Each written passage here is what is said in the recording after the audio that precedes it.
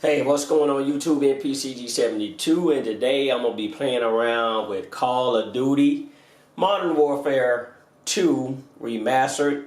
And I did a video on how it actually performs with my $1,600 rig, which features a RX 480 and an AMD RYZEN 5 3600 and a motherboards and Gigabyte Aorus Ultra on the X570 chipset.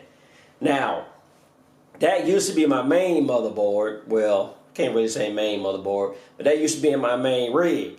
But now I've actually upgraded. I've got the MSI X570 Meg Ace.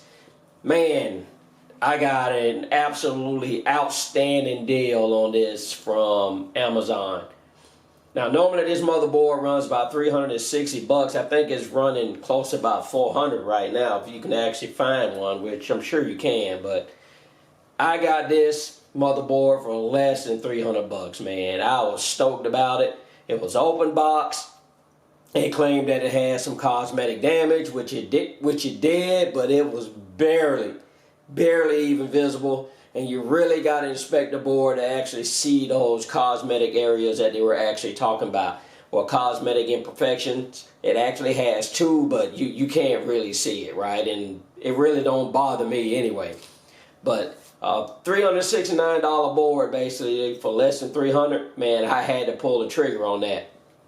So I got my Ryzen 9 3900X in here, and I think I'm running it at about 4.3 gigahertz all core, right? But I let AMD RYZEN Master do the overclocking. I didn't go in there and mess around with nothing like that other than the voltage. For some reason, when I got this motherboard, the voltage was way too high. I was running it at 1.4, so I actually went into BIOS and adjusted it down to 1.35, and I'm still basically getting the same clock speed I was actually getting out of it. I'm not trying to kill my chip, and I think 1.4 was a little bit high. From what I read, 1.4 is okay, but I just wasn't comfortable with 1.4 volts for the CPU.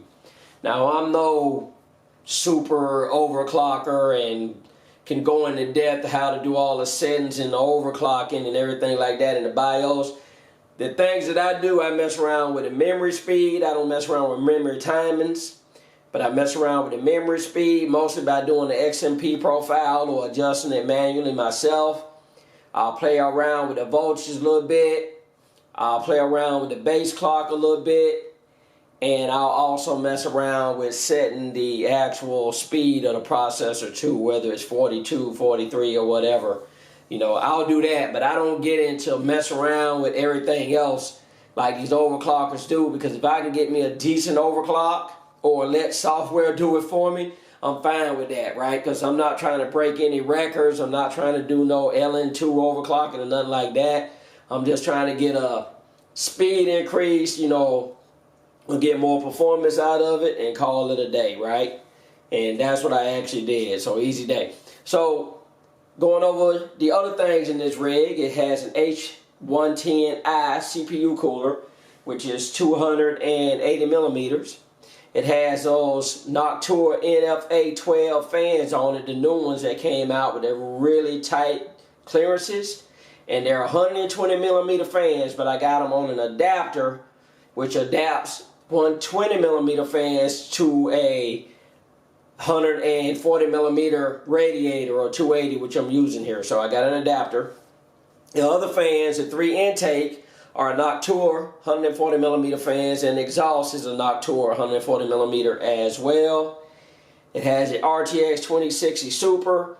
Not really looking into buying no video cards right now, at least no new ones, unless I see a great deal with RDNA 2 coming out from AMD, and actually the 30 series coming out from NVIDIA right around the corner. So the 2060 Super will do me just fine until those video cards actually come out. It has an EVGA SUPERNOVA 1300 G2, which is a 1300 watt power supply. Way too much overkill. But when I bought that years ago, my mindset was SLI or Crossfire, right? So not so much these days. It has 4 NVMe SSDs. It has a 970 EVO with the OS on it, a 960 EVO for games, a 970 Pro for video editing and rendering, and an ADATA SX 8200 in there for whatever I want to do with. Now, the 970's 500 gig, the 960's 500 gig, and the 970 Pro is 512 gigs, and the SX 8200 from ADATA is 1 terabyte.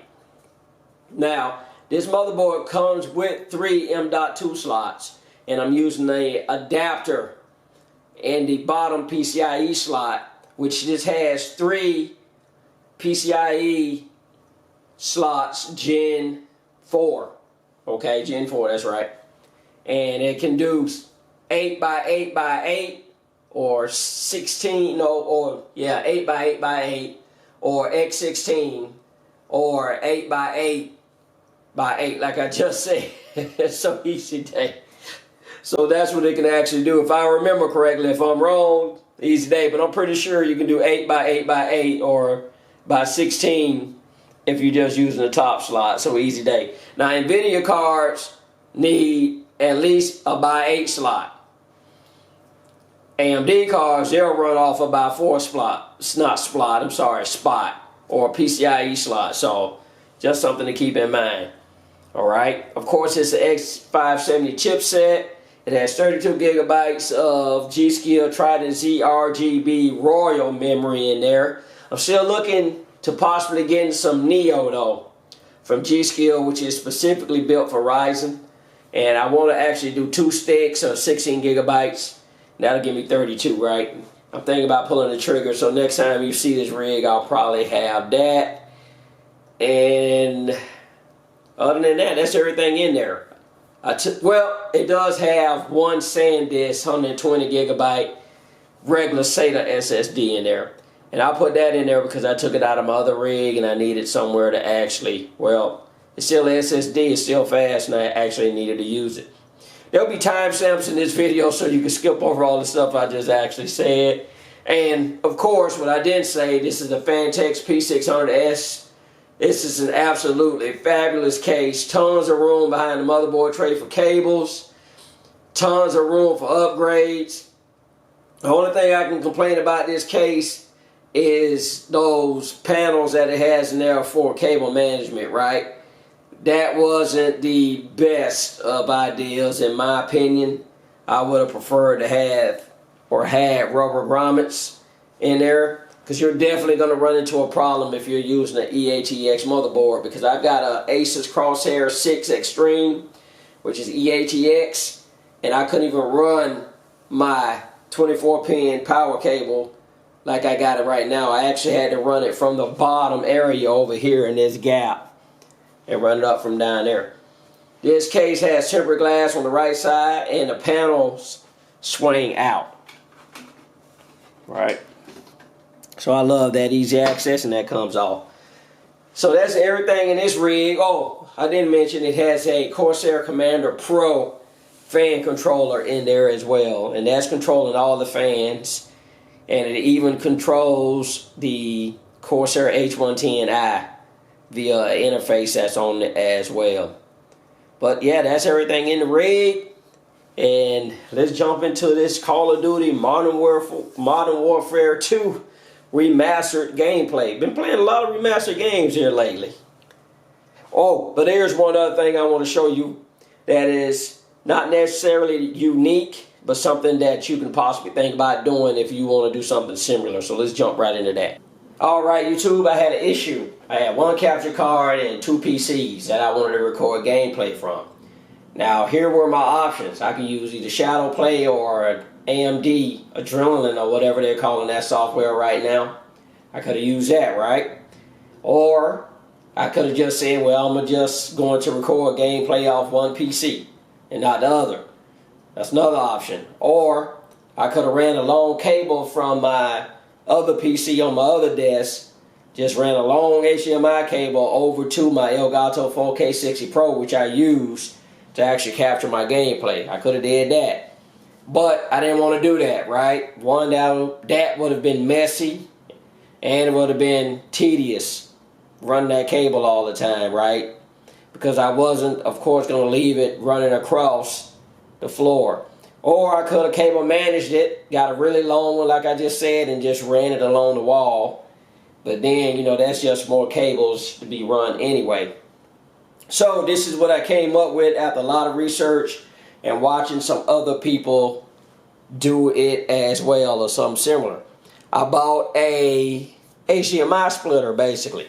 Now this particular one is from Dotstone, got it from Amazon, and it's a 4-port HDMI switcher, and it'll do 4K at 60 hertz, and it has a remote as well, and it has an auto switch, which means it will, if you turn something off, it'll automatically go to whatever's on and plugged into it.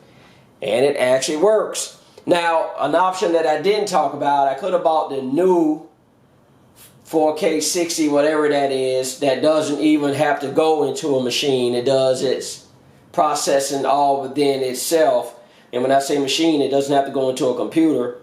That just came out. It's from Elgato, but it doesn't do 1440p, and that's what I play at. It does 4K, but it don't do 1440p.